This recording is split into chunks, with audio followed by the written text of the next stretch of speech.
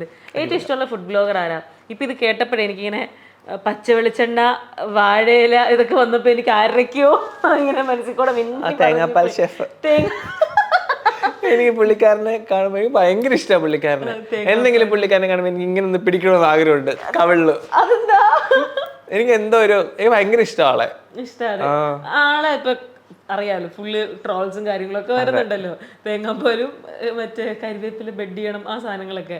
ശരിക്കും ആളുടെ റെസിപ്പീസ് ഒക്കെ കാണുമ്പോൾ മറ്റൊരു ഫുഡ് ബ്ലോഗർ എന്ന രീതിയിൽ എന്താ തോന്നാറ്?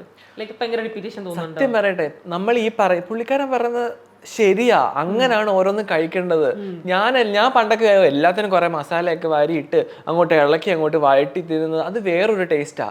ഈ പറഞ്ഞ പുള്ളിക്കാരൻ പറഞ്ഞ പോലെ മീനാണെങ്കിലും അതാണെങ്കിലും മിനിമൽ മസാല ഇട്ട് ഒത്തിരി ഓവർ കുക്ക് ചെയ്യാതെ ചെയ്ത് കഴിക്കുമ്പോഴാണ് ശരിക്കും നമുക്കൊരു ഫിഷ് കഴിക്കുന്നതാണെങ്കിലും പ്രോൺസ് കഴിക്കും ആ ഒരു ഫീല് കിട്ടി കഴിക്കാൻ പറ്റുന്നത്.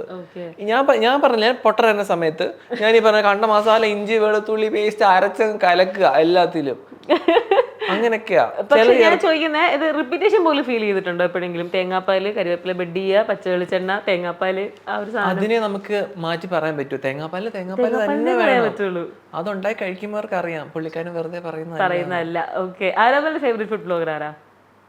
പുള്ളിക്കാരനെ എനിക്ക് ഭയങ്കര ഇഷ്ടമാണ്.